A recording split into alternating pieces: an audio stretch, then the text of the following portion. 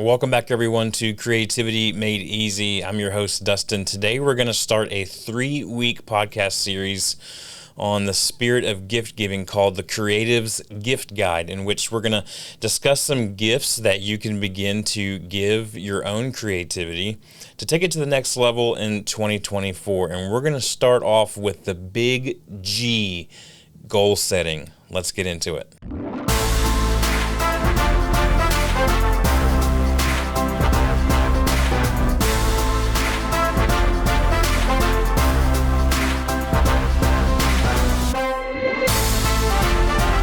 Welcome back to the show, everyone. Again, my name is Dustin P., creative coach and consultant. I'm so glad that you're here today to join us. We're going to talk about this big G, goal setting, and I know that so many people are talking about goal setting right now, and I might just be adding to that chaos and the noise, but I really hope that today's episode just kind of relieves some tension for you when you're thinking about 2024 and your creative goals. But before we get into it, I want to remind you that you can check out all of my content at my website, dustinpeed.com, Pead.com. You can find me on all social media platforms at DustinPeed. I would love it if you're listening to this audio podcast somewhere for you to leave a 5-star review. And if you are watching on YouTube, I'm so glad that you're here. I would encourage you to hit the like button, subscribe, and ring the bell so that every time I'm dropping new content throughout the weeks to come, that you are the first to know about it. Also, before we get started, I had a little bit of a cool announcement last week about a new ebook that I put out into the metaverse, if you will, about using Asana for creative teams. Now, I've gotten some feedback on this so far, and some people are like, well, I don't use Asana, or I'm an individual creative and I don't have a team. Listen, this book is for any creative professional or hobbyist looking to take their creativity to the next level by organizing it and putting it into a process and a system that works for them. This is not a one-size-fits-all type of thing. This is something that fits you individually and you or your team as well. So I would encourage you to go to dustinp.com/store. You can pre-order that ebook now. It's going to drop on December 15th. You can pre-order that ebook now for 50% off, which is only $5, just $5. So instead of one Starbucks today, you're going to invest in your future and invest in your creativity by giving it the gift of productivity and organization around your creative process. So go to dustinp.com/store. Slash is hard to say, /store, and go ahead and pre-order that now. And when you do that, you're going to go ahead and get the introduction and the first chapter already set for you, and then the full ebook will be emailed to you on release day, December 15th. So let's talk about goals. How do you set goals? How do you set goals? Are you a person that actually does set goals? If not, why not? I know they can be intimidating. I'm speaking with a couple people this week that said, goals have always been super intimidating to me. And so I find it's easier not to set them, and then I'm not let down, right? There is that little bit of a, hey, if I don't set a benchmark, then when I don't hit it, I won't be upset, right? Or I won't be down on myself. But I think goals are vastly important to getting the life and the career that you desire. You need to have something that you're striving for, or else you're just kind of going with the motions and whatever comes day by day. But you can get out there and you can make things happen for yourself. In the words of Tony Robbins, he says that setting goals is the first step in turning the invisible into the visible. And I'm a living testament this year in 2023 to tell you that is so very true. There was also a study done by Dominican University recently that found that people who set goals are 43% more likely to achieve them. So if you have something in your mind, you're like, that would be nice. If you were to just set a targeted goal towards that, then you're almost 50% more likely to achieve that goal just by setting that specific goal. And so what I want to get into today is there's all sorts of different ways to set goals. And so that's what we're going to talk about today. You've probably heard these acronyms before. At least one of them you've probably heard before. Others you may not have heard of before. But there's a system out there called SMART goals. It's an acronym, SMART. And it walks you through, these are the things that you need to remember when you're setting goals. Because if you just say like, oh, I want to be healthier, in 2024. That's great, but the problem is that it's not specific, and that's the first S of SMART goals. I didn't come up with this. This has been around for a long, long time. This is just me kind of breaking it down and explaining it to you on a short podcast form so that you can take it and start thinking about your goals for 2024 if you haven't already. So your goals need to be SMART. They need to be, the S is specific. You need to get more specific. Instead of getting healthy in 2024, I want to lose 30 pounds by July 1st, right? Which takes us to the next letter, M, measurable. You want these things to be measurable. You want to have some kind of a number attached to it, or some sort of way that you can measure the fact, did I actually achieve this goal? So just getting healthier, how do I know if I achieved that? But if I say I want to lose 30 pounds by July 1st, then I know that when I get to July 1st and I haven't dropped 30 pounds from what I was at the beginning of the year, then I can measure the success of that goal. You want it to be measurable because you want to have a target to go after. You also want them to be achievable. That's the A in SMART. Is this actually achievable? I love to play golf, but I'm not going to get out there and play as good as Tiger Woods. So a goal of becoming a PGA pro for me in 2024, not achievable. So I'm not going to put it on there. Also relevant. Is that goal, that's the R in SMART. Is it relevant? Is it relevant to your current life situation and scenario? Is it something that will increase the overall well-being of your career or your livelihood or your personal life or your spiritual life or your financial life in the situation that you're in right now? Is it relevant to where you're at? And the last letter of SMART and SMART goals is T, and that means time bound. Taking it back to my original illustration of losing 30 pounds by July 1st, that's time bound. It's locked in. It's like July 1st is when I'm going to achieve this goal. And I recommend that your goals are spread throughout the year. Many people recommend this, and I'm not the first one to recommend it. I'm just passing along what I've learned, is that if you have goals that are spread throughout the year as far as being due, we talk about DUE dates and DO dates. If you have certain goals that are DUE at certain times of the year, then you're more likely to hit them rather than all of your goals being due on December 31st, right? That's a long ways away. But if you want to hit some milestones throughout and having time-bound particulars in your goals will help you achieve that. Now, Michael Hyatt, who I talked about last week on the podcast in our episode on how full focus can change the game for you. If you missed that, I highly recommend that you check that out. I have my friend Blake Bear on, and we dove right into this whole full focus planner thing from Michael Hyatt. Now, Michael Hyatt would take SMART goals, and he would add 2 letters to the end of that, turning them from just SMART to SMARTer goals. It's the same as above. It's just 2 additional letters, which makes me wonder every time I think about that, who's going to come out with smartest goals and when's that going to happen? I eagerly await someone to come out with smartest goals. Maybe it's you listening to this right now. But he would add the E and the R at the end of SMART goals, and he'll say that the E would be, make sure that your goals are exciting. Make sure it's something that you can actually get excited about, because if you're not excited about it, you're probably not going to pursue it with much gusto. You're not going to really put as much passion and energy and time and mental capacity into achieving that goal. And he's so right. If it's something that you just think like, ugh, I don't even want to do that, then you're probably not going to go hard after it. And I would even say make sure that the end goal is what's exciting, not the process. Usually the process to achieve a goal isn't all that exciting, but the end goal is what needs to be exciting. You need to have that exciting attachment to it. And the last thing he would say with the extra 2 letters on SMART goals, he would say that the R here is that you need to have it be a little bit risky. Have it be a little bit risky. Don't make it too easy on yourself. Make it something that's a little bit hard to achieve. So earlier we talked about it. Yes, we want to make it achievable, but we don't want to make it so easy that says like, I want to wake up by noon 1 day a week.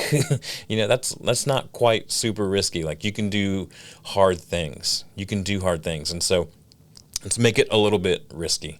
There's another acronym that I came across earlier this year when it comes to setting goals that I really have really loved. I haven't dug too deep into it yet, but I am fascinated by the concept. I'm not even sure who came up with it, so I'm not going to try to give recognition to who I'm not sure came up with it, but it's another acronym for goals, and it's called CLEAR goals. I love that acronym just right out the gate because it's one that I want to embody, that I want to make sure that my goals are super clear. But it's another acronym, right? CLEAR, and the C stands for collaborative. This is a type of goal that encourages teams to work together collaboratively. Like, you're not going to get this goal on your own. You're going to bring other people in, whether it's your team, your friends, your family, your coaches, your mentors, your mentees, whoever it may be. It's a collaborative effort for you to get this goal. And they say sometimes those are the best kind of goals, mostly due to accountability. We're all in this together. We're gonna succeed in this thing together. When one of us is down, we're gonna pick the other one up. The L here is very similar to time bound, but it's limited. You're going to limit the duration of time when you're setting a clear goal. You're only going to, I'm going to accomplish this by March 31st, by July 1st, by whatever day. I'm going to run the 5K that's in September. Like, you have these limited durations of time. The next one is emotional, which you kind of hit a little bit with Michael Hyatt's Smarter on the E, where he says make it exciting. But I like it. It takes it one step further, make it emotional, makes it personal, right? It's something that brings out some sense of emotion in you. It's a connection that inspires energy and passion as you push towards the goal. Now, the next one is appreciable. Now, this is obviously more like a financial term, right? Are your assets, are they appreciating in value? Are they depreciating in value? And what they say here is that you want to break down your goals into smaller goals so that you can accomplish them quicker. It's kind of that snowball effect. If you ever heard Dave Ramsey talk about the debt snowball, how you want to tackle your smallest amount of debt first, and then your next largest, and then your next largest, and you keep rolling it over the same, you keep rolling those payments together until the snowball becomes bigger and bigger. This is what this appreciable part of your goal setting is. It's making sure that you have these little bite-sized nuggets that you're like, hey, you know what? The first thing to running that 5K on September 1st is I need to get up on time in the morning and put on my running shoes. That's easy, right? We can accomplish that real quick. The second thing is put on my running shoes and then walk outside. The third thing is put on my running shoes, walk outside, and begin to jog.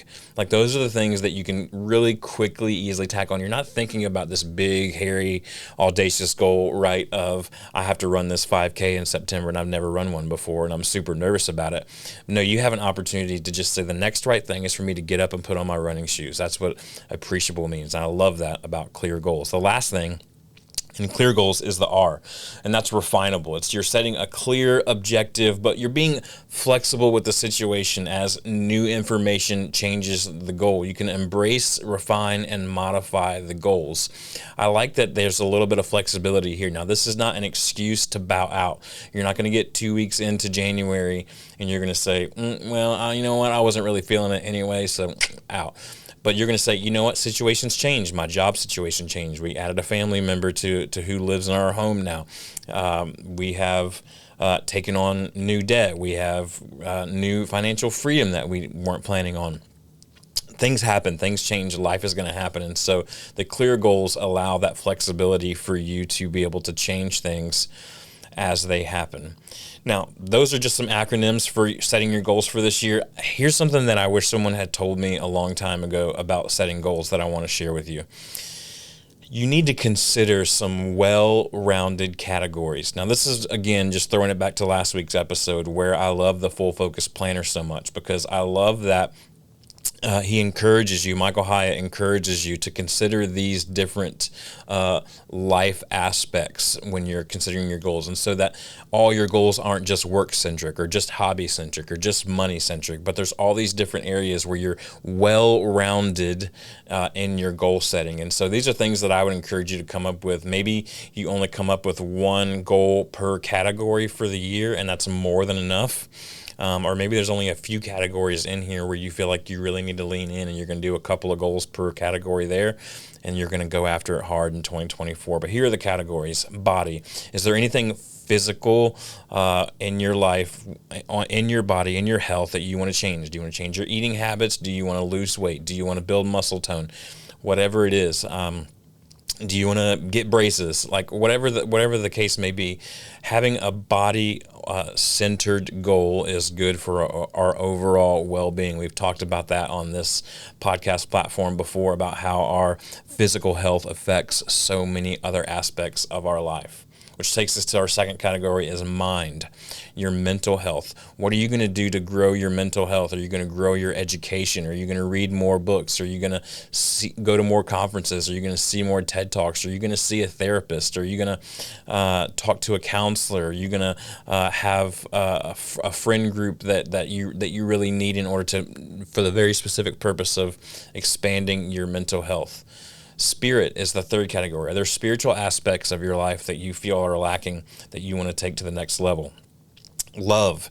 This could be relationships, and like a romantic relationship with your spouse or boyfriend or girlfriend or whoever. Or this could just be like you need to be sharing more love out of your life instead of consuming all of it. Family. This is the people that you live with. It could be immediate family. It could be extended family. Either way, are there family goals? For me, I have some goals specifically centered around my kids, but so that I'm very intentional about the time and relationship that I have with them in the short period of time that I have with them living under our roof. Community. You've heard me say it over and over again. We all need community. We were not made to live this life alone. And so are you being intentional about the community around you and how you're building and networking into that community and allowing people to build deep, meaningful relationships that can speak into your life? Money. This is something that we all either wake up or go to bed stressing about at some point in our lives. Are there financial goals that you need to hit? Are there debts that you need to get rid of? Are there major purchases that you would love to pay cash for that you need to save up for? Is there retirement goals? Anything like that you want to start building towards in the financial department? Consider that for one of your goals for 2024. Work. This is where we spend the majority of our lives, right? This is where we get paid to do the things that hopefully we really love to do. And so as you're thinking about that in 2024, are there specific goals that you would like to hit or that are being asked of you to hit in 2024? Work those into your 2024 goals. And then lastly, hobbies. I think we forget so often to include some type of hobby in our life because we have work, we have family, we have kids, we have community, we have mental health, physical health, spiritual health. We have all these different things, right, going on in our life, but we forget sometimes to just kind of do something that only brings us joy and there's nothing else attached to it. And obviously that can coincide with other things. It can coincide with community. It can coincide with family. But this is something that specifically you're going to do this year to refresh yourself wholly and being able to enjoy something that brings you joy and takes you to the next level in all the areas of your life. Here's some things I would recommend to you just before we end today's episode. No matter what categories you choose, no matter what acronym you may or may not use to come up with your goals, I highly, highly encourage you, find a system that works for you that breaks these goals down into weekly or daily tasks that inches you closer to the goal with regularity. If you listen to last week's episode, that's what Full Focus has done for me. It might be something different for you. It may be as simple as Post-it notes on your mirror. Whatever works for you, do that, and keep trying things until you find the thing that does work for you. But you need to have them broken down into weekly and daily tasks, or else you won't make it past that second week of January without giving up completely, going, there's no chance, I can never reach this, it's not attainable, might as well just give up now before we get too deep in the year. Second thing I want to remind you of is that all that matters is that you keep it in front of you and you review them at least weekly. You want to review your goals at least weekly, if not daily. If you go monthly, I think it's a little bit too much time in between reviewing goals and it doesn't keep it as much in your face. You can go daily as long as you have a good sense of drive and it's not something that's going to bring you down and going like, oh, I have this thing in front of me.